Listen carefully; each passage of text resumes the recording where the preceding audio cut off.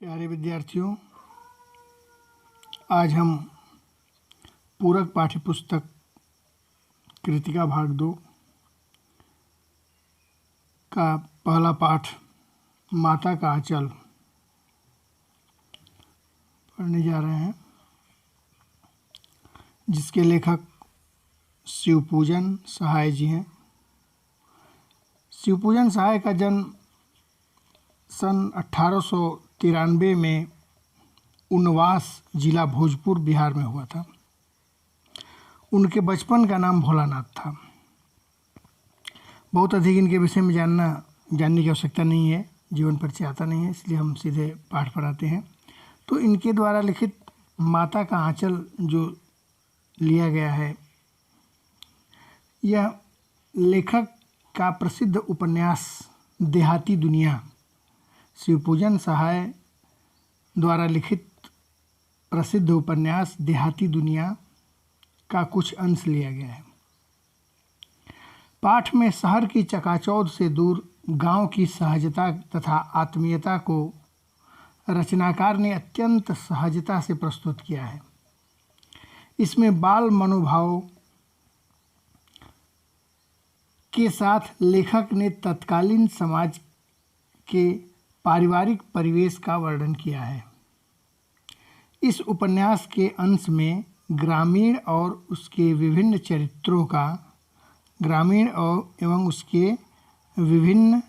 चरित्रों का जीवंत चित्रण प्रस्तुत किया है। जीवंत चिता जागता चित्रण इस माता का आंचल में उन्होंने प्रस्तुत किया है।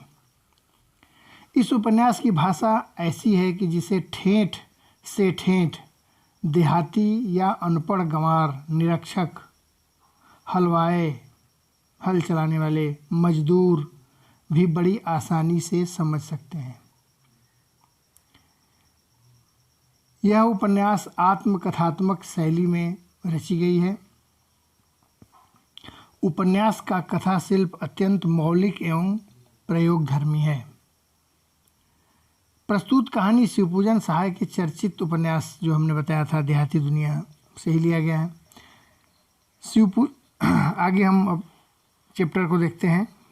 इस माता का आंचल एक एक लाइन का हम अर्थ बताने का प्रयास करेंगे, क्योंकि ग्रामीण शब्दों का इसमें अधिक प्रयोग किया गया है, इसलिए उसे जान लेना आवश्यक है। आप लोग अगर बुक सामने खोल लेंगे तो ज़्यादा अच्छा रहेगा एक एक शब्द को देखने में।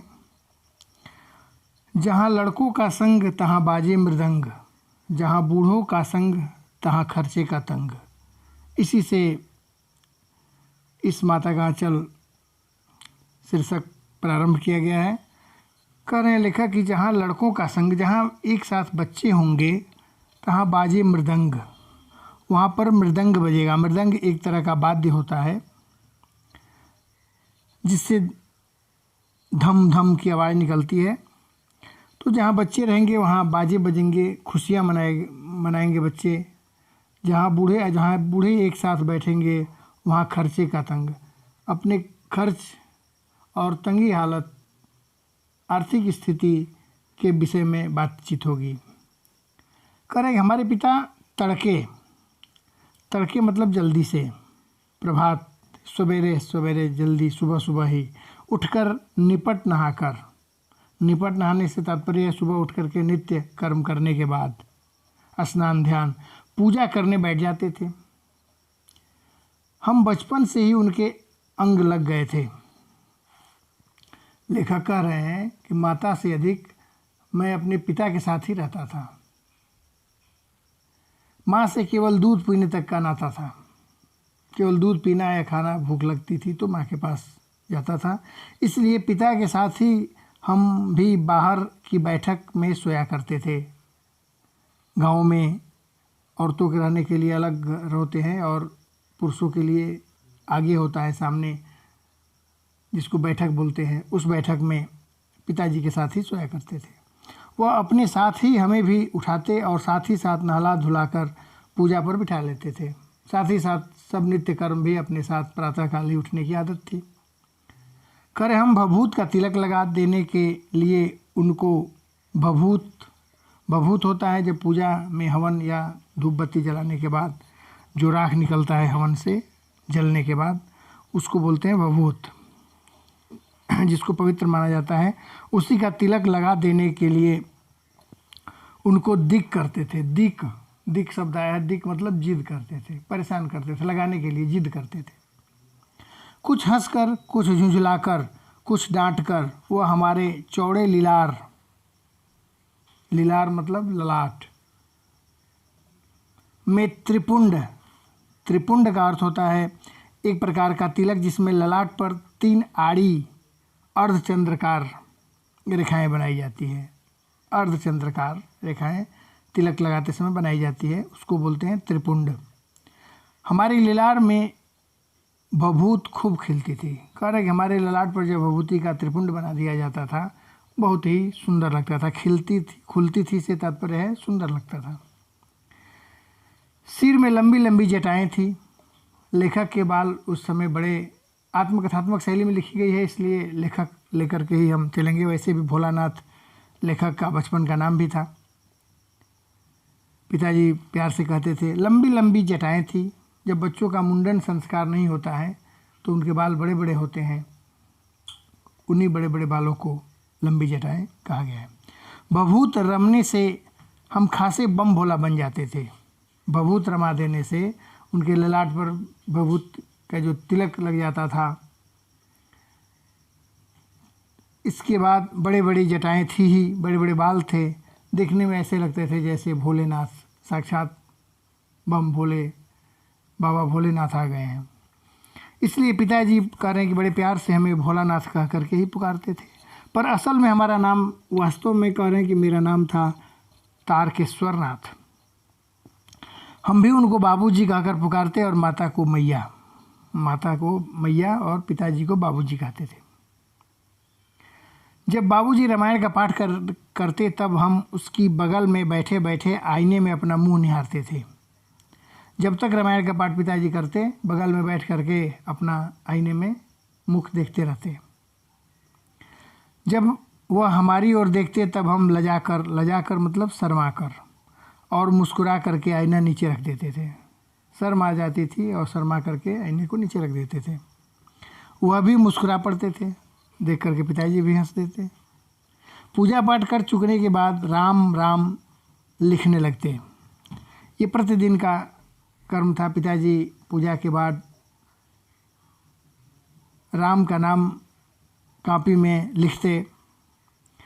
रामनामा बही, राम के नाम की एक बही कॉपी बनाए हुए थे, जिस पर 1000 राम का नाम लिखकर उसे पाठ करने की पोथी मतलब पूजा पाठ करने वाली जो पुस्तकें थी उसी के साथ उस कॉपी को भी रख देते थे 1000 बार लिखने के बाद। साथ फिर 500 बार कागज़ के छोटे छोटे टुकड़े, 500 टाइम्स कागज़ के छोटे छोटे टुकड़े पर राम राम लिखकर आटे की छोटी छोटी गोलियां बनाते और उन गोलियों के अंदर उस कागज़ के टुकड़े जिस पर राम का नाम लिखा रहता था 500, वो लेकर गंगा जी की ओर चल पड़ते। उस समय हम उनके कंधे पर विराजमान रहते। लेखक भी उनके कंधे पर चढ़ जाते और जाते साथ साथ गंगा मैया में एक एक आटे की गोलियां फेंककर मछलियों को खिलाते। हम भी उनके कंधे पर बैठे बैठे हंसा करते, खुश होते मछलियों को आटा खाते हुए देखकर। आटा बोलते हैं गेहूं के आटे को गूंथ करके जो बनाया जाता है उसके अंदर। जब हम मछलियों को चारा देकर घर की ओर लौटते, मछलियों को चारा से तात्पर्य है मछलियों को खाना खिलाने के बाद, आटे की गोलियों को खिलाने के बाद जब घर लौटते तब बीच रास्ते में झुके हुए पेड़, रास्ते में बगीचा पड़ता, उन बगीचों में एक पेड़ था जिसकी डाल नीचे से झुक करके जाती थी, जैसा कि आगे के चित्र में हम दिखा रहे हैं। यहाँ देखिए इस तरह के झुकी हुई डाल थी, उस पर बिठा करके झूला झूलाते। कभी कभी बाबूजी हमसे कुश्ती भी लड़ते, बच्चों के खेल खेल में मेरे साथ कुश्ती भी लड़ते। और अपने शिथिल होकर, शिथिल मतलब अपने आप को ढीला छोड़ देना, हमारे बल को बढ़ावा दे देते और हम उनको पछाड़ देते मतलब पटक देते, चित्त कर देते। यह उतान पड़ जाते। उतान का अर्थ होता है पीठ के बल लेटना। जैसे पहलवानों को कुश्ती में पीठ के बल लेटा देना, जो लेट जाता है वो हार जाता है, दूसरा प्रतिद्वंदी जीत जाता है। तो उस तरह से वो पीठ के बल पड़ जाते और हम उनकी छाती पर चढ़ जाते। जब हम उनकी लंबी लंबी मूँछ उखाड़ने लगते तब वो हंसते हंसते हमारे हाथों को मूँछों से छुड़ाकर उन्हें चूम लेते थे। अब उनके सीने पर बैठ करके मूँछ पकड़ खींचने लगते। तब पिताजी उन मूँछों को छुड़ा करके मुझसे प्यार करने लगते। फिर जब हमसे खट्टा मीठा चुम्मा मांगते, खट्टा मीठा खेल खेल में पिताजी खेलते समय दाहिने और बाएं गाल पर जो चुम्मा मांगते, दाहिने वाला मीठा होता और बाएं गाल वाला खट्टा होता।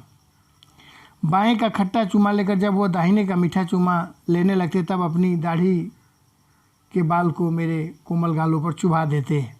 तब मैं फिर गुस्सा करके उनके मूँछ को पकड़कर खींचने लगता। तब वो झूठ मूठ का रोने का नाटक करने लगते और उनको रोते हुए देख करके मैं खिलखिला करके हंस पड़ता। उनके साथ हंसते हंसते जब हम घर जाते तब उनके साथ ही हम भी चौके पर खाने बैठते। हंसते खेलते उनके साथ घर पहुंचते, खाने बैठ जाते। वो हमें अपने हाथ से फूल के एक कटोरे में, फूल एक प्रकार का मेटल होता है जिसके बर्तन पहले गांव में मिलते थे, फूल, पीतल और तांबे के बर्तन। तो उस फूल के कटोरे में गोरस शब्द आया है। गोरस मतलब गाय का रस अर्थात दूध, दही। गोरस दूध को बोलते हैं और दही को भी। गाय के द्वारा प्राप्त हमें दूध दही जो मिलता है उसे गोरस बोलते हैं। और भात सानकर, भात मतलब चावल जो पका देते हैं उसे भात बोलते हैं। सान करके मतलब एक साथ मिक्स करके, मिला करके खिलाते थे दूध और भात। जब हम खाकर अफर जाते, अफरने से तात्पर्य है पेट से अधिक जब खा लेता है आदमी, अब जरा भी जगह नहीं होती, उसे बोलते हैं अफरना। तो जब अफर जाते तब मैया थोड़ा और खिलाने के लिए हठ करती थी। जब हम पूरी तरह से खाकर मेरा पेट भर जाता तो माँ आकर के और जिद करने लगती खाने के लिए। वो बाबूजी से कहने लगती, 4-4 दाने के कौर बनाकर मुंह में दे रहे हैं, अर्थात छोटे छोटे कौर खिला रहे हैं, तो बच्चा है इसे लगता है कि पूरा भरपेट खा लिया। क्या इस तरह से बच्चे को खिलाया जाता है? आप पुरुषों को क्या आएगा कि बच्चे कैसे खाते हैं। और वो अपने हाथ से बड़े बड़े कौर, भर मुँह कौर लिखा हुआ है। भर मुँह माने एक मुँह का, बड़े बड़े कौर, अर्थात भर मुँह के कौर से तात्पर्य है बड़े मुँह, बड़े बड़े कौर बनाती। जब खाएगा बड़े बड़े कौर तब पाएगा दुनिया में ठौर। कह रहे जब बड़ा बड़ा कौर खाएगा तभी तो संसार में अपना स्थान बना पाएगा। ठौर का मतलब स्थान या संसार में अवसर को प्राप्त कर लेगा। देखिए मैं खिलाती हूँ। और महतारी के हाथ के खाने पर बच्चों का पेट भी भरता है। जब माँ के हाथ का बच्चा भोजन करता है तभी बच्चे का पेट भरता है। मर्दुए क्या जाने बच्चों कैसे खिलाना। मर्दुए मतलब जेंट्स, पुरुष वर्ग क्या समझ सकता है किस तरह से बच्चे को खिलाया जाता है। यह का वह थाली में दही भात शांति और अलग अलग तोता, मैना, कबूतर, हंस, मोर आदि की बनावटी नाम से कौर बनाकर, कई चिड़ियों के नाम का कौर बड़े बड़े अलग अलग थालियों में बना लेती और कहती जल्दी खा लो बेटा नहीं तो ये उड़ जाएगी।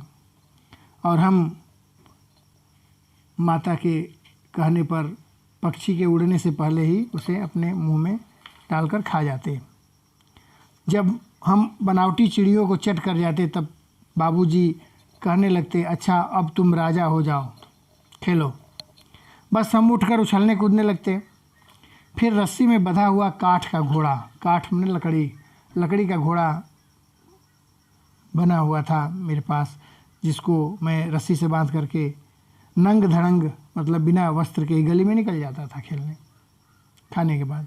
तब मैया हमें अचानक पकड़ पाती, तब जब वो पकड़ लेती तब हमारे लाख छटपटाने पर भी, लाख छुड़ाने पर भी, कोशिश करने पर भी एक चुल्लू कड़वा तेल, एक चुल्लू मतलब चुल्लू भर, एक हाथ में जितना तेल आ सकता है, कड़वा मतलब सरसों का तेल, लेकर के हमारे सिर पर डाल देती। हम रोने लगते। तेल मैं लगवाना नहीं चाहता था, इसलिए कह रहे हैं कि मैं रोने लगता। बाबूजी उस पर बिगड़ खड़े होते और पिताजी भी माँ को डांटते कि क्यों लगाती हो जब बच्चा रोता है। पर वह हमारे सिर में तेल बोथ कर, बोथने का तात्पर्य है बहुत अधिक तेल जब सिर में लगा दिया जाता है तो उसको बोलते हैं बोथना, माने सराबोर कर देना। हमें उबट कर मतलब तेलों की मालिश भी करती, मालिश करके ही छोड़ती, पूरे तेल से सिर को सराबोर कर देती और तेल से शरीर की मालिश कर देती, उसके बाद ही छोड़ती। और हमारी नाभि और लीलार पर काजल की बिंदी लगा करके चोटी गूंथती, मेरे बाल जो बड़े बड़े थे उसमें चोटी बना देती और उसमें फूलदार लट्टू बांधकर उस चोटी में फूल की तरह लट्टूदार बाल को बांध करके रंगीन कुर्ता टोपी पहना देती थी और कलरफुल कुर्ता टोपी पहनाकर हमें एक खासे कन्हैया की तरह बना देती थी माँ। बाबूजी की गोद में सिसक सिसक कर बाहर आते। जब मैं पूरी तरह से तैयार हो जाता तो पिताजी की गोद में बैठ करके मैं बाहर आता। बाहर आते ही हमारी बाट जोहने वाला, बाट मतलब रास्ता, जोहने वाला, इंतज़ार करने वाले जो बच्चे थे साथ वाले, उसको बाट जोहना कहते हैं जो इंतज़ार कर रहे थे बच्चे खेलने के लिए। बालकों का एक झुंड मिल जाता, हम उन खेल के साथियों को देखते ही सिसकना भूल जाते थे। सिसकना मतलब रोना। और पिताजी की गोद से, बाबूजी की गोद से उतरकर उन हमजोलियों के दल में मिलकर तमाशे करने लगते, खेल कूद करने लगते। और तमाशे भी ऐसे वैसे नहीं थे, अद्भुत अद्भुत तमाशे करते थे जो गांव में होते। अलग अलग तरह तरह के तमाशे करते थे, खेल करते थे हम लोग। चबूतरे का एक कोना, चबूतरा होता है घर के आगे जो ऊंचा स्थान बना होता है, उसको चबूतरा बोलते हैं। चबूतरों का एक कोना नाटक घर बनता था। बाबूजी जिस छोटी चौकी पर बैठकर नहाते थे, छोटी चौकी, छोटा सा लकड़ी का चौकी था जिस पर पिताजी बैठकर स्नान करते थे, वही हमारा रंगमंच बनता जिस पर नाटक होते।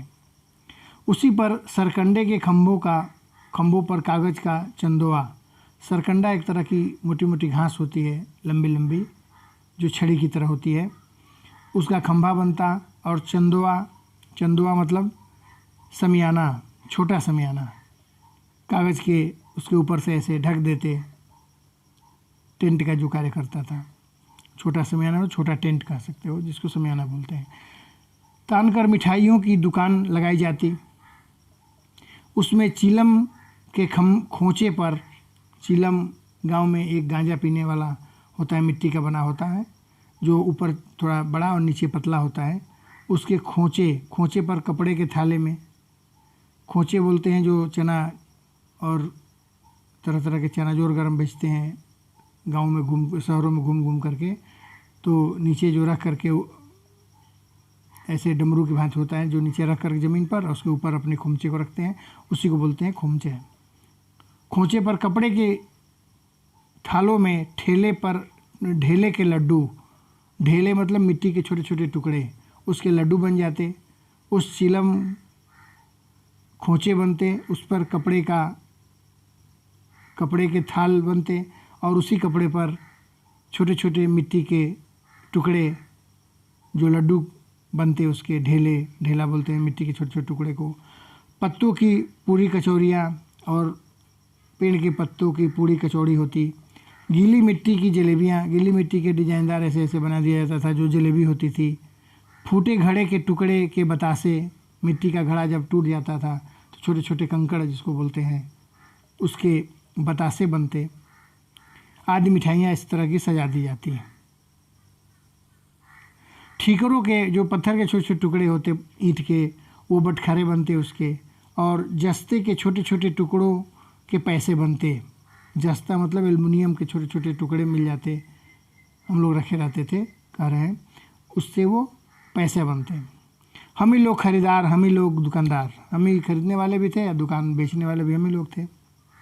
बाबूजी भी 2-4 गोरखपुरी पैसे खरीद लेते थे।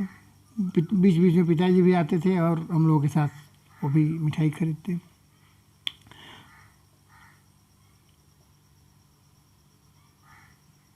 थोड़ी देर में मिठाई की दुकान बढ़ाकर हम लोग घरौंदा बनाते थे। अब मिठाई की दुकान समाप्त हुई, फिर हम लोग घर बनाते।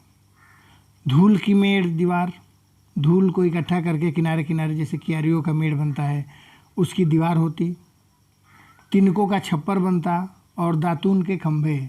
सुबह सुबह गांव के लोग दातून करते हैं, ब्रश करते हैं, दांत को साफ करते हैं नीम या बबूल के छोटे छोटे लकड़ी से, उसके खंभे बनते। दिया सलाई की पेटियों के किवाड़, दिवा सलाई की जो पेटी होती है डब्बा, उसकी दरवाजे बनते। किवाड़ मतलब फाटक, दरवाज़ा। घड़े के मुहड़े की चूल्हा चक्की, और घड़ा का ऊपर का जो मुख होता है, मुंह घड़े का जो गोल गोल होता है, उसी का चूल्हा और चक्की बनते। दिए की कढ़ाई, मिट्टी के जो दीपक जलाए जाते हैं उस मिट्टी के दीपक की कढ़ाई बनती। और बाबूजी की पूजा की आचमनी, आचमनी पूजा करते समय जो तांबे का होता है जिसे जल चाहते हैं, उसकी कलछी बनती। पानी के घी, और घी पानी के बनाए जाते, पानी को घी बना दिया जाता। धूल के पिसान और धूल का आटा, आटा हम लोग धूल का बनाते। और बालू की चीनी हम लोग जियोनार, जियोनार का अर्थ होता है भोज या दावत, तैयार करते थे। हम ही लोग दावत देने वाले भी थे, हम ही लोग दावत लेने वाले भी थे। जब पंगत बैठती भोजन करने के लिए, गांव में लाइन से लोग बैठते हैं भोजन करने के लिए, उसको पंगत, पंक्ति में जब बैठ जाते, तब बाबूजी ने धीरे से आकर पात के अंत में जीमने, जीमने माने भोजन के लिए बैठते। वो भी पिताजी भी हम लोग साथ साथ लास्ट में शरीक हो जाते, मिल जाते। जब भोजन करने के लिए, जीमने के लिए बैठ जाते, भोजन के लिए बैठ जाते थे, उनको बैठते देखते ही हम लोग हंसकर और घरौंदा बिगाड़ कर भाग चलते थे। वह भी हंसते हंसते लोटपोट हो जाते और कहने लगते, फिर कब भोज होगा भोलानाथ।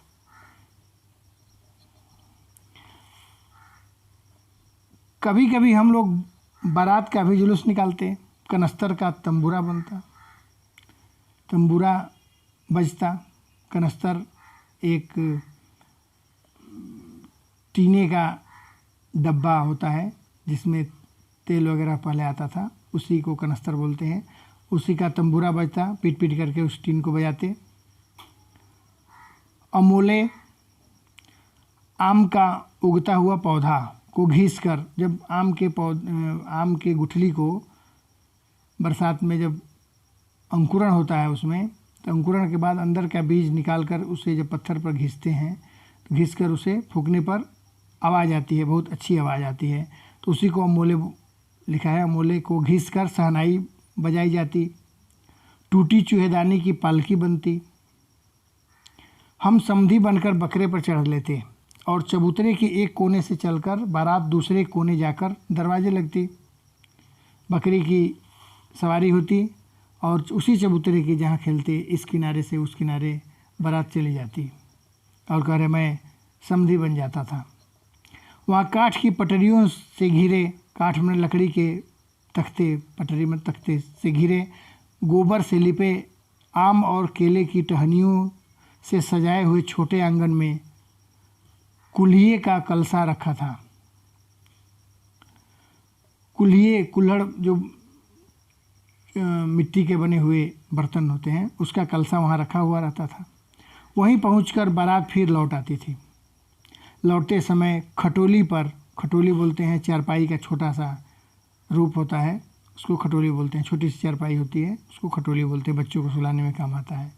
लाल ओहार, लाल रंग का ओहार, ओहार बोलते हैं पर्दा करने के लिए जो कपड़े का इस्तेमाल करते हैं उसे ओहार बोलते हैं। लाल रंग के कपड़े का उसी खटोली को ढक लेते, डालकर उसमें दुल्हन को चढ़ा लिया जाता था।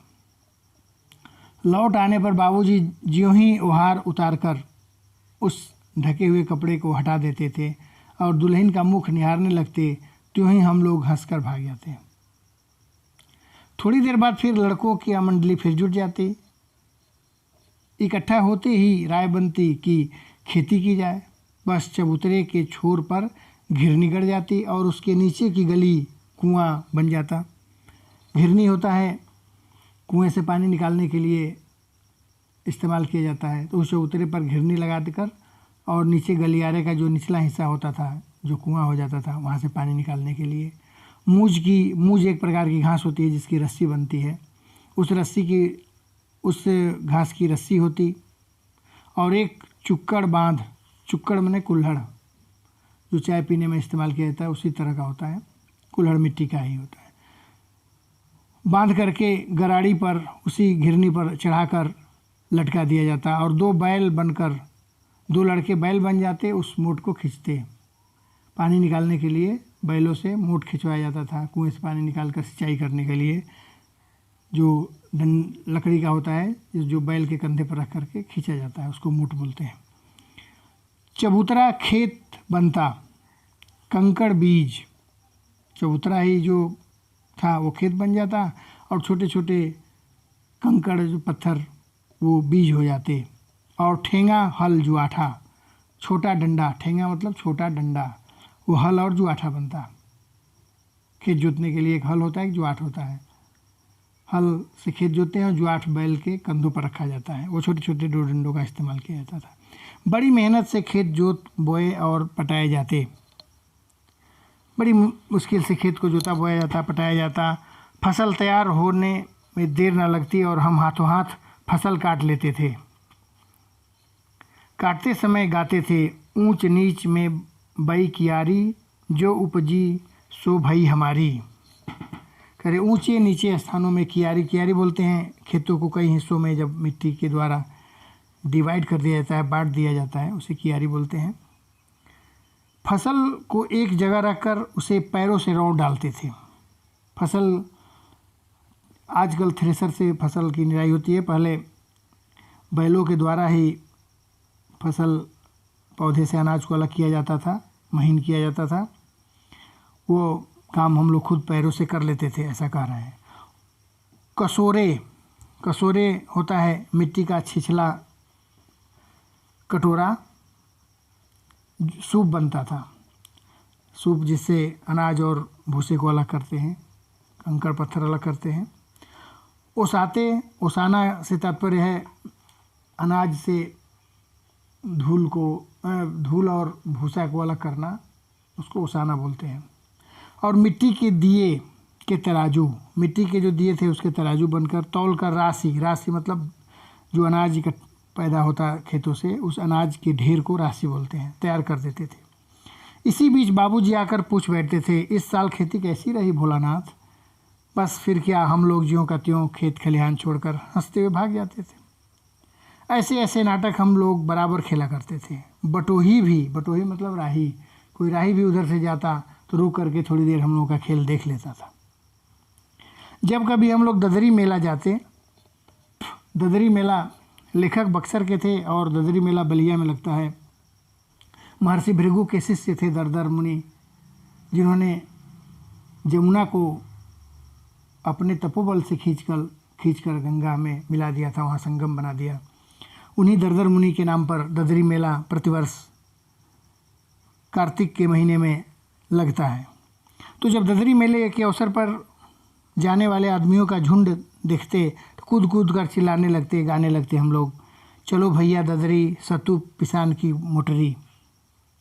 अगर किसी दूल्हे के आगे आगे जाती हुई ओहरदार पलकी, ओहरदार मतलब ढकी हुई पालकी, जिसको ढका हुआ जाता था कपड़े से, तब खूब ज़ोर से चिल्लाने लगते। चिल्ला करके हम लोग गाते थे, रहरी में रहरी पुरान रहरी, डोला के कनिया हमार मेहरी। रहरी मतलब अरहर और कनिया मतलब होता है बहू, जो दुल्हन जो विवाह करके आती है, और मेहरी मतलब पत्नी। इसी पर एक बार बूढ़े वर ने हम लोगों को बड़ी दूर तक खदेड़ कर ढेलों से मारा था। एक समय की बात है, खेलते समय एक बूढ़ा वर था, हम लोग इस तरह से जब चिढ़ाने लगे, अक्सर चिढ़ाया करते थे, तो बूढ़ा वर था, उसे बुरा लगा और उसने बड़ी दूर तक हम लोगों को का पीछा किया और ढेले से, मिट्टी के टुकड़े से मारा भी। उस खसूट खब्बीस, उस गुसैल शरीर और अजीबोगरीब सूरत मुकर्रह हमें अब भी याद है। न जाने किस ससुर ने ऐसी जमाई ढूंढ निकाला था, अपने बेटी के लिए दामाद ऐसा खोजा था। वैसा घोड़मुहा आदमी हमने कभी नहीं देखा था। घोड़मुहा से अर्थ है घोड़े के मुंह जैसा, कभी हमने नहीं देखा। आम की फसल में कभी कभी खूब आंधी आती है। आंधी के कुछ दूर निकल जाने पर हम लोग बाग की ओर दौड़ पड़ते थे। वहाँ चुन चुन कर घुले घुले गोपी पके हुए आम को बोलते हैं गोपी। घुले घुले मतलब मुलायम मुलायम, पक जाने पर जो नरम हो जाता है उस आम को गोपी बोलते हैं। आम चबाते थे। तो इस तरह से उनके खेल हम लोग देखते हैं। दूसरे पार्ट में हम इसका आधा हिस्सा बताएंगे, साथ ही साथ क्वेश्चन का आंसर भी बता देंगे अगले पार्ट में।